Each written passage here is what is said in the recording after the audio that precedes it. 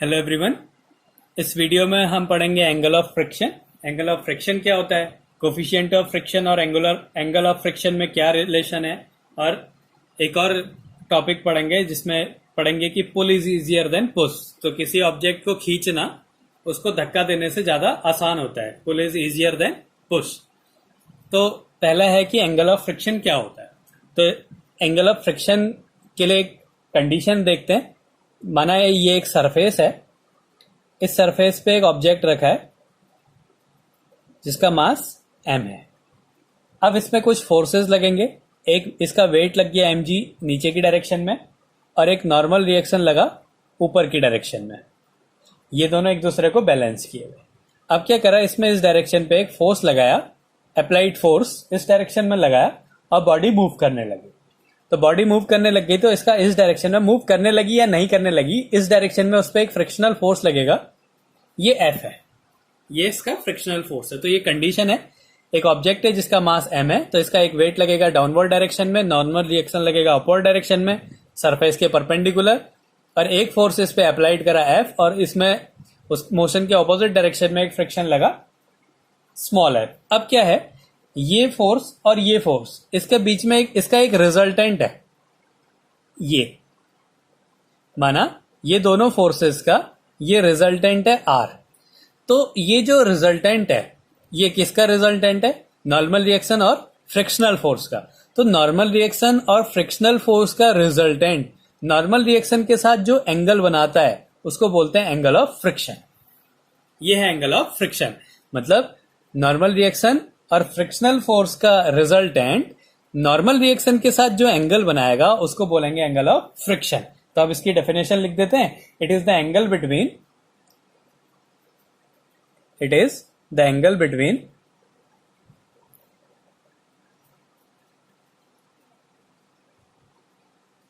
Normal reaction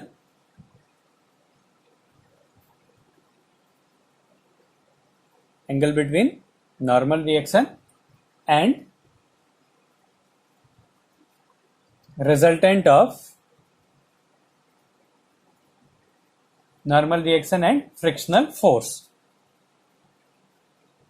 normal reaction and frictional force।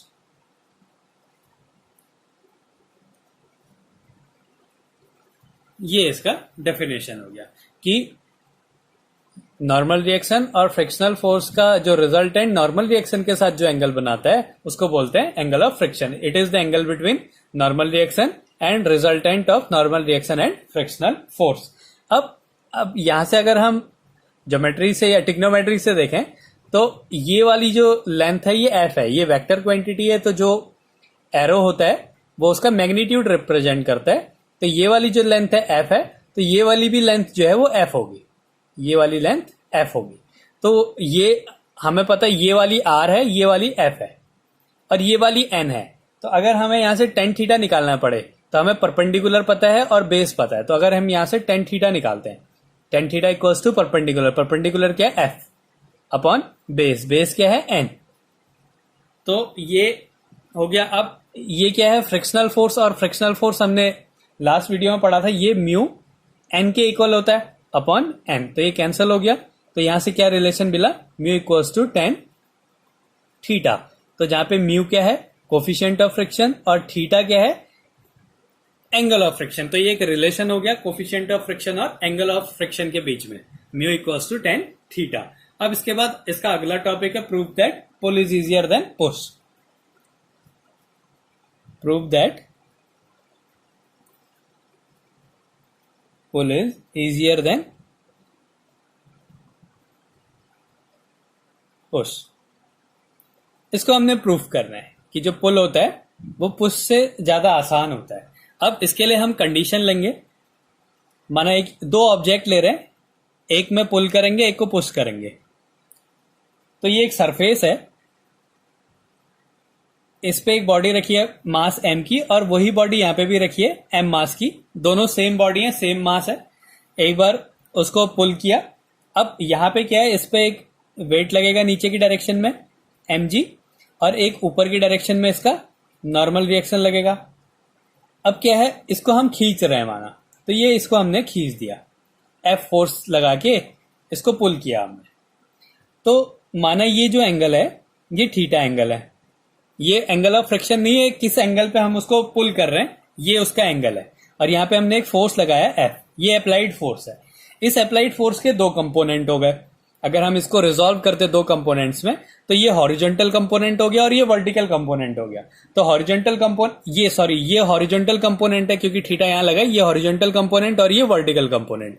और horizontal component हमेशा cos होता है और वर्टिकल कंपोनेंट हमेशा साइन होता है।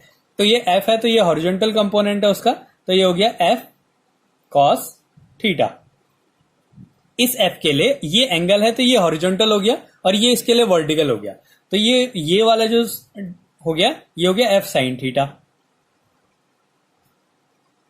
इस फोर्स को हमने दो कंपोनेंट्स में रिजॉल्व कर दिया। अब ऐसे ही यहां पे भी कर देते हैं। तो इसका एक वेट हो गया mg डाउनवर्ड डायरेक्शन में और नॉर्मल रिएक्शन अपवर्ड डायरेक्शन में। अब हमने क्या करा, इसको खींच दिया, इसको पुश करा नीचे की डायरेक्शन में, मतलब ऐसे। तो ये फोर्स हो गया इस पे, ये अप्लाइड फोर्स है और इसकी डायरेक्शन ये है। अब माना ये एंगल जो है ये थीटा एंगल बना रहा है, सेम एंगल पे, जिस एंगल पे पुल कर रहे हैं उसी एंगल पे पुश करा हमने। तो अब क्या होगा, फिर इसके दो कंपोनेंट हो जाएंगे। ये एफ का ये हॉरिजॉन्टल कंपोनेंट है एफ कॉस थीटा, और ये इसका वर्टिकल कंपोनेंट हो जाएगा एफ साइन थीटा। ये इस डायरेक्शन को ले रहे हैं तो ये यहां से एंगल से कंफ्यूज नहीं होना है, ये डायरेक्शन है फोर्स की। तो इस डायरेक्शन पे जो फोर्स लग रहा है वो एफ साइन थीटा लग रहा है और नीचे की डायरेक्शन पे जो फोर्स है वो एफ कॉस थीटा है। ऐसे ही यहाँ पे इस डायरेक्शन में जो फोर्स लग रहा है वो एफ साइन थीटा लग रहा है और ऊपर की डायरेक्शन में जो फोर्स लग रहा है वो एफ कॉस थीटा है। ये सिर्फ एक डायरेक्शन बता रहा है कि किस डायरेक्शन पे लग रहा है। ये एंगल ये थीटा है तो यहाँ पे होना चाहिए था एफ साइन थीटा, तो ये भी वही डायरेक्शन है, तो इसको यहां ना बना के मैं यहां बना दे रहा हूं। तो ये हो गया एफ साइन थीटा, इसका हॉरिजॉन्टल कंपोनेंट हो गया। अब हमने ये प्रूफ करना है कि जो पुल होता है वो पुश से आसान होता है। अब किसी भी ऑब्जेक्ट के मोशन पे जो मोशन होता है वो उसके फ्रिक्शन पे डिपेंड करता है। जिसमें फ्रिक्शन ज्यादा लगेगा वो उसका मोशन भी ज्यादा, उसको मूव करने के लिए ज्यादा फोर्स की जरूरत होगी। तो अगर फ्रिक्शन ज्यादा है तो मोशन कम होगा, अगर फ्रिक्शन कम है तो मोशन ज्यादा होगा। अब हमें पता है कि जो फ्रिक्शनल फोर्स होता है, अगर हम पुल के लिए देखें, ये पुल का कंडीशन है, पुल के लिए देखें एफ इक्वल्स टू होता है म्यू एन। ये म्यू जो है कोफिशिएंट ऑफ फ्रिक्शन है, ये एन जो है नॉर्मल रिएक्शन है उस सरफेस का। अब अगर हम यहां से ये दोनों फोर्सेस को इक्वल करेंगे क्योंकि ये इक्विलिब्रियम में है, तो इधर से क्या मिलेगा हमें, N plus F cos theta, N plus F cos theta.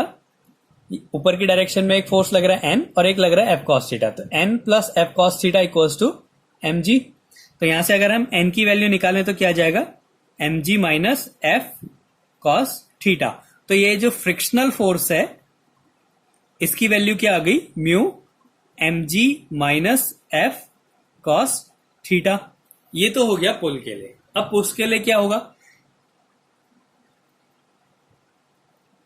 Equals to mu N, coefficient of friction same है दोनों के लिए, एक ही सरफेस है, बस एक जगह पुल कर रहे हैं एक जगह पुश कर रहे हैं, बाकी सारी कंडीशन सेम है। सेम एंगल पे पुल कर रहे हैं, सेम एंगल पे पुश कर रहे हैं उसे।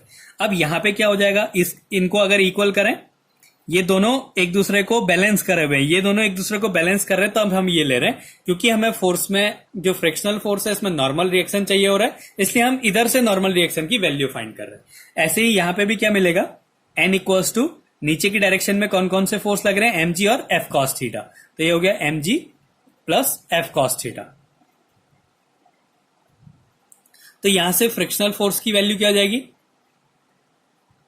अगर हम यहां से फ्रिक्शनल फोर्स की वैल्यू निकालें तो एफ, एक जो फ्रिक्शनल फोर्स है वो क्या हो जाएगा, mu m g plus F cos theta, m g plus F cos theta. अब क्या हो रहा है, यहां पे हमें देख के पता चल रहा है ये m g minus F cos theta है, ये m g plus F cos theta है। मतलब जो पुल करने में जो फ्रिक्शन लग रहा है वो कम है पुश करने पे जो फ्रिक्शन लग रहा है उससे।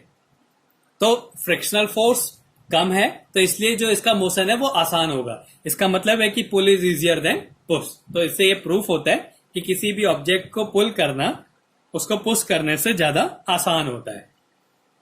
तो ये इसके दो टॉपिक थे। Angle of friction. Angle of friction क्या होता है कि जो नॉर्मल रिएक्शन और फ्रिक्शनल फोर्स का रिजल्टेंट नॉर्मल रिएक्शन के साथ जो एंगल बनाता है उसको बोलते हैं एंगल ऑफ फ्रिक्शन।